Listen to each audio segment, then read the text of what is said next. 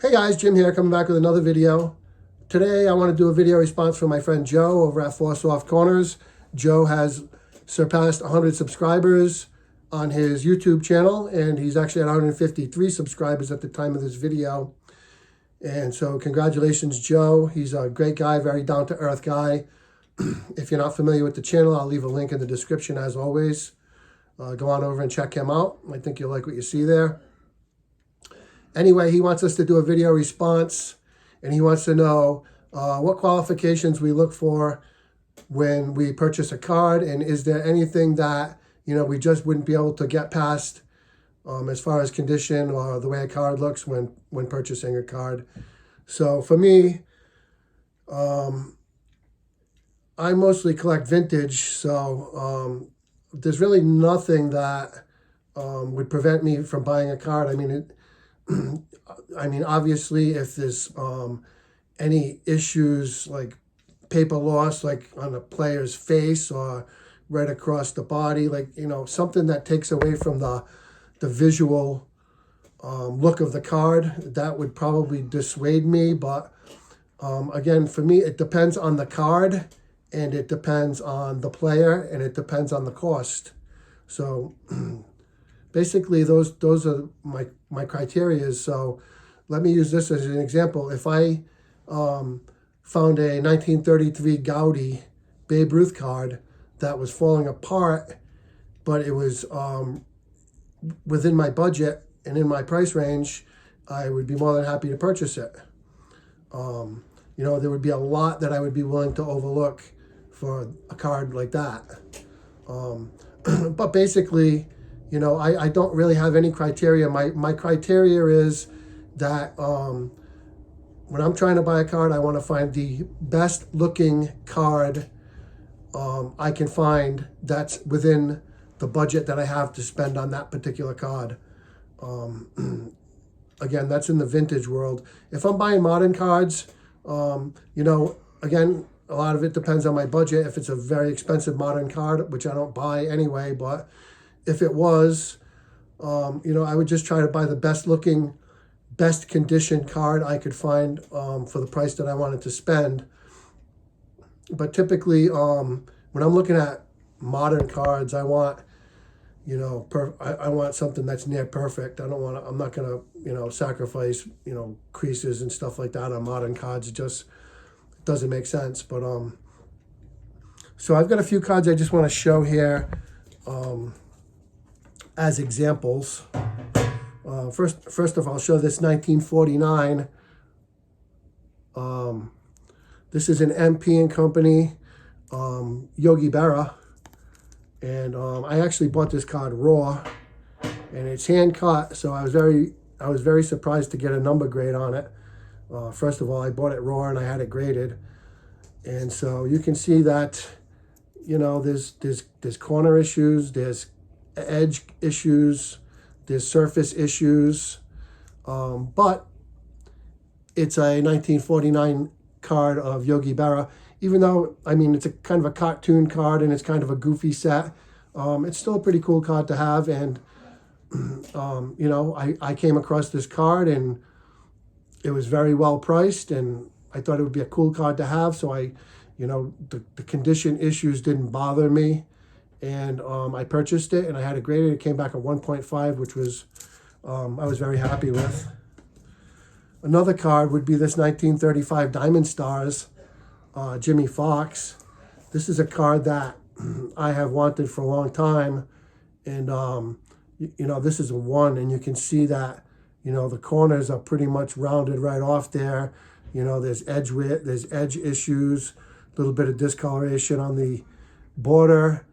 But when I look at the image of Jimmy Fox, this area here looks great. The colors in the background there really look nice.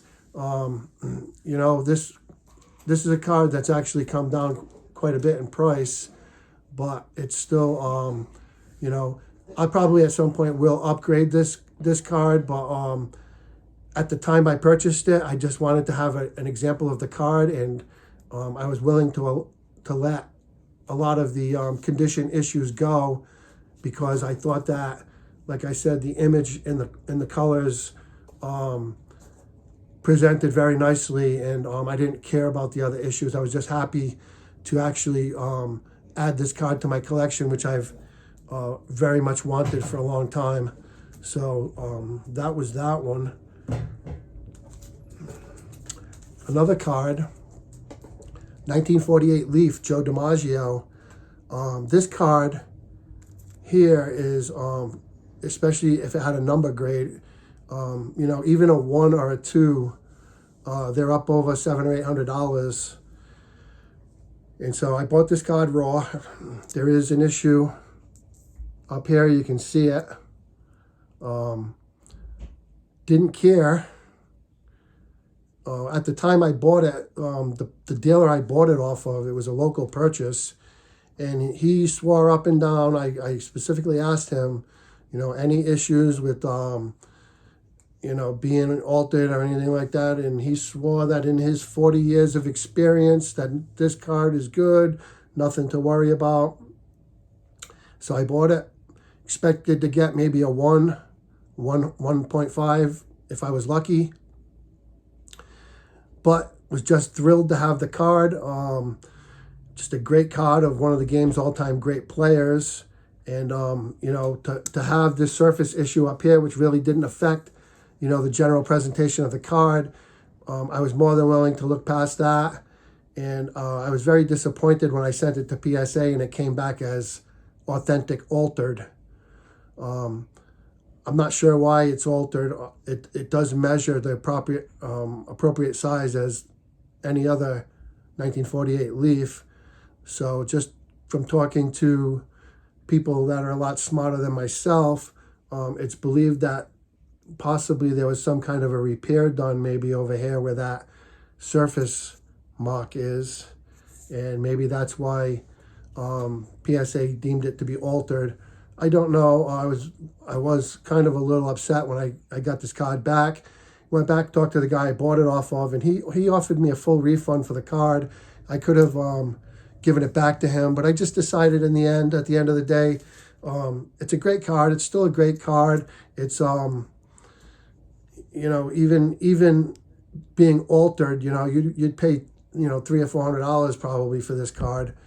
And so, I mean, I'm just happy to have it in my collection, and I just ended up deciding that I would keep it. So let's go with this 1957 Topps. Brooks Robinson. This is his rookie card. Great looking card. You can see it got graded a 2, and it is a bit off center. Not too bad. But the issue with this card is on the back. You can see down here there's a stain on there. I don't know if it's glue, a gum stain, or what it is, but because that stain's there, it knocked it down probably from a 4 to a 2, and it put that card right in my price range for the budget that I had for this card, and just absolutely love it. I think it's a beautiful card. I'm more than happy to look past that little stain on the back in order for me to be able to have this card in my collection. And, you know, probably 95% of the time I'm looking at this card, I'm looking at the front of it. So a little stain on the back doesn't bother me whatsoever. And I'm just thrilled to have that card in my collection. And so sometimes, you know, it's just straight up price that the price of a card. I'll come across a card that's a really cool card. If it's a good price on the card, you know, even if it's the conditions off a bit, I don't mind purchasing it. And I'll give you a couple of good examples of that. I have this 1974 Topps. I'm sorry, 73 Topps. Yeah, 73 Topps, Hank Aaron. You can see it there. It's a bit off center top to bottom, but there's issues with the corners on the bottom. There's a little crease and a messed up corner there, and a little crease and a messed up corner there. And so that's what brought it down to a 4. But I purchased this card. I just looked it up. I purchased this card on March 30th of 2020. I actually did a video back then because that was at the time card prices were starting to go up. The hobby was starting to pick up. Prices were really starting to go up. And a lot of people, on YouTube and throughout the hobby, a lot of people are saying, I'm going to get out of the hobby. I'm getting outpriced. I can't afford to collect anymore, and so on and so forth. So I went on eBay and I bought a few cards, and I did a video just, showing people that even though, prices are going up, the collecting is still affordable. And if you look, you can still, buy nice cards that are pretty cool at affordable prices. And so on March 30th of 2020, I bought this card for $8, and I'm more than happy for $8. I mean, who cares with the condition? I mean, it's a beautiful. It presents beautifully. The colors are great. The photo's great. It's nice, clear image. There's no, it's not distorted or no print dots or no big creases or paper loss. I mean, it's Hank Aaron, one of the greatest players of the game. So I mean, for $8, I'll take that, and I'll look past those messed up corners, and I'm more than happy with it. I just checked the comps on that card are up in the mid to upper $40 range now, but I mean, back then it was $8. And I'm going to show you another card that I purchased that same day, and this is a 1968 Topps All-Star card of Frank Robinson. Now this card got a 4 too. I'm not really sure if it was because of the centering. I'm not sure why this card got a 4, to be honest. It's in really nice condition. The corners are not bad. It's a bit off-centered, but sometimes with these 68s, those it's hard to see the little defects in them with that. Those, the color and the design of it. So this card, same day, March 30th, 2020, I bought this card for $3.11, and that was just like this, slabbed up in a PSA 4. Honestly, I don't think the plastic is worth more than $3. You can't buy it one touch for $3.11, I don't think. So, yeah, I mean, how do you pass that up? I mean, whatever condition issues it has, I'm more than happy to add it to my collection. Frank Robinson, of course, one of the great player and a Hall of Famer, and just a pretty cool card. And so that's all I got. I'll leave the link to the description in the channel. Go check out Joe. As always, I appreciate everyone who watches. I always look forward to the comments, and hope you all have a great day. Bye for now.